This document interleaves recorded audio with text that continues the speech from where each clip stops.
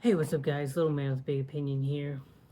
I recently read an article that I thought was very interesting, and there's a couple of highlights in it, and then I will, discuss what we should be doing as preppers because, I think if you look at it on the surface, yes, it is something that we should probably be paying attention to, but a small part of me also kind of thinks it's not the biggest issue.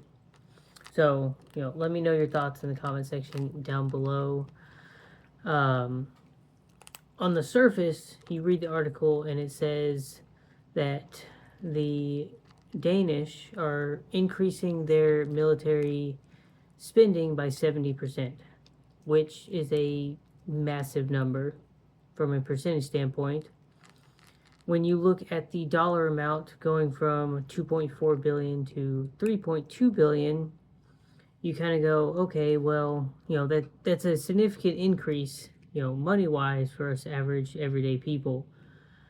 And then you look at other members of NATO and what they're contributing, and yes, they're talking about buying cool stuff. They specifically say if we can't buy the greatest thing, then we're going to get the next best thing. Um, that's a big part of the article. The part that made me kind of blink my eye was there is military reports coming out saying that Russia in the next 6 months could launch an invasion on another one of their European neighbors. So that's going to be Finland, Estonia, Latvia. Denmark's a little bit further away, but I guess they consider that close to being one of their neighbors. I don't think Brussels is on the list, considering that they're, highly favorable within Russia. And then you've got, Bulgaria, Romania, that sort of thing. The report says 6 months. The report says within 1 to 2 years, neighboring, so a little bit further away, European countries, and they say within 5 years they could invade anyone in Europe. The 5 year one kind of had me going, I don't really know about that one. The good thing about it, there are several European countries that are talking about increasing their military spending. Many of them are doing it based off of more calls by Trump and the current administration to increase their percent on GDP. NATO says 2%. He's really pushing for 5%. And I think from a American perspective, based off of what we see in the country right now, we're seeing a lot more of a we want you to try to take care of yourself as much as you can. And European countries are kind of looking at that going, we're going to have to spend more on our military because it seems like the US doesn't want to get involved. And that's where I kind of get skeptical. I definitely think at some point, you know, whatever administration's in charge, they have a hard line on where they will allow Russian aggression. I just kind of think a lot of us want what's going on in Ukraine to go ahead and, get over with. It's one of those things that I think if it lasts, much longer, then it's not really going to ever end.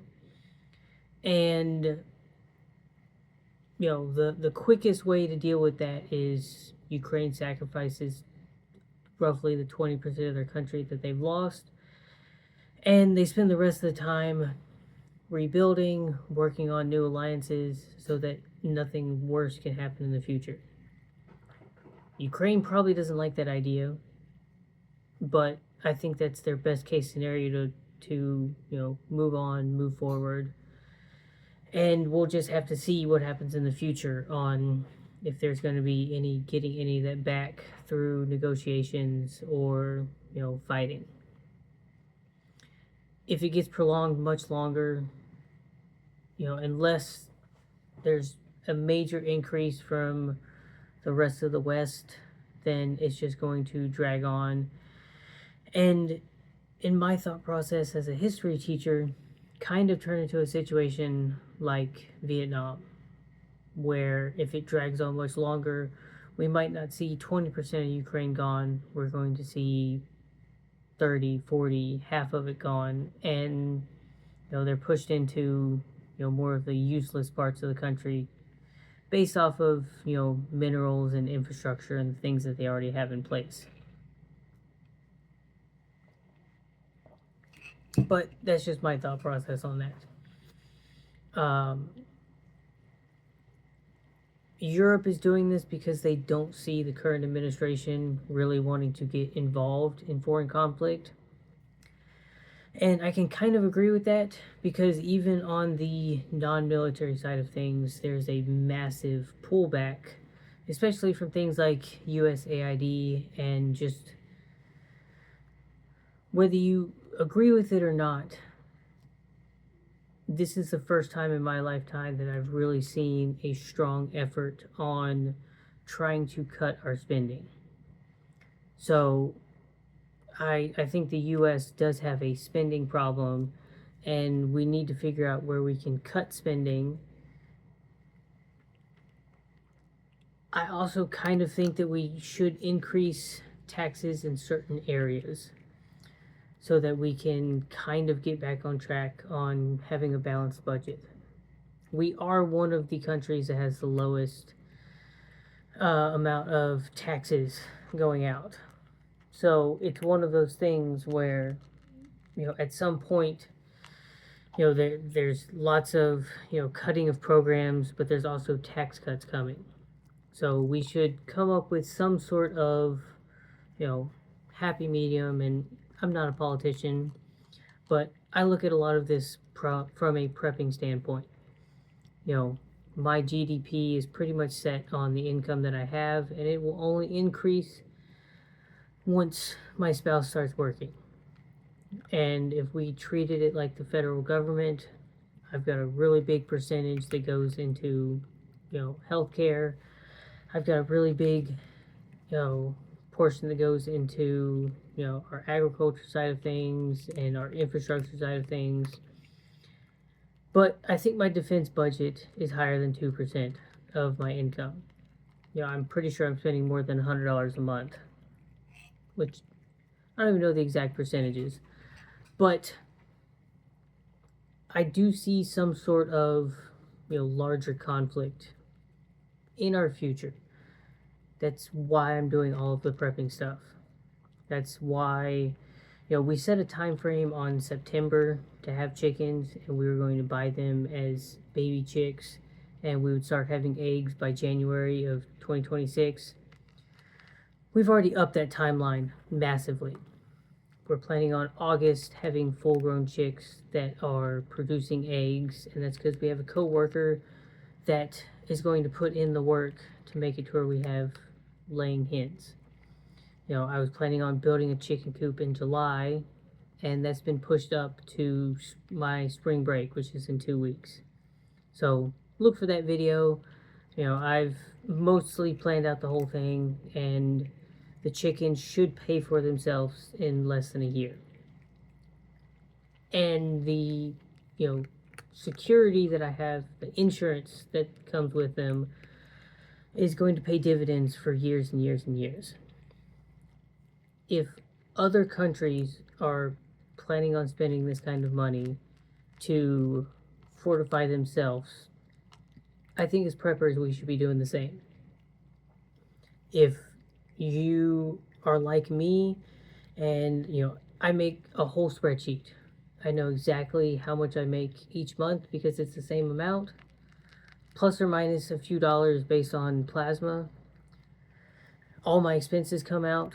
I know what I have at the end of the month to say this is what can go into this category, this category, this category. The food stuff is easy. We were grocery shopping today. We added 2 days worth of food supplies to our preps. And it's not even the craziest thing in the world. I picked up more oatmeal. I'd never seen this kind before. But this was additional 900 calories. This is kind of short term because it has the fruit in it. But what I did figure out is, the blueberries, blackberries, they are dried fruit, not freeze dried, more of the putting in a dehydrator. So this says that it's good till July of 2026. My guess would be it's going to last a little bit longer, but this box specifically is probably going to be eaten within the next couple of months.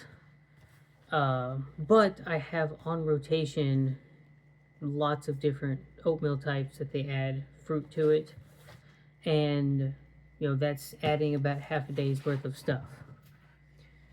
My son really likes, this is just generic, Chef Boyardee,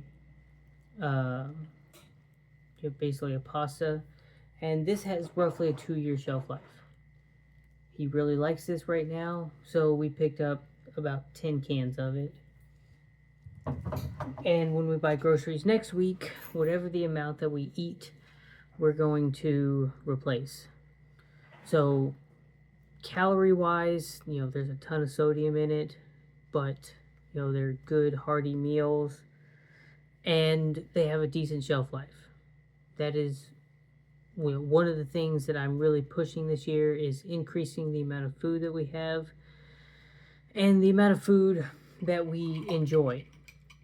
So we've got that going for us. Spending more on just prepping stuff in general.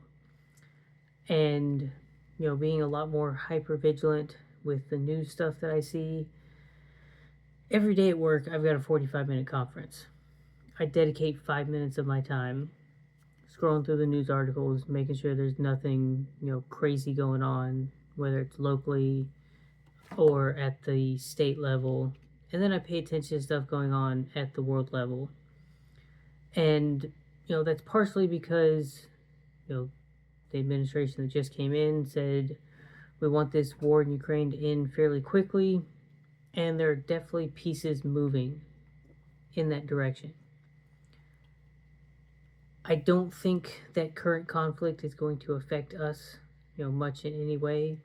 But I think if that one can end fairly quickly, we need to pay attention to the next moves that are going to come from, Europe and Asia. As much as people like to talk about Russia, I really think we're going to have an issue with China before we have a real issue with Russia. That's just my opinion. A lot of Europe seems to think they're going to have an issue with Russia first. I think a worst case scenario for the US is some sort of Russia-Chinese alliance. And we've seen moves in that direction. But I don't think we're going to have a major issue for the next 5 to 10 years.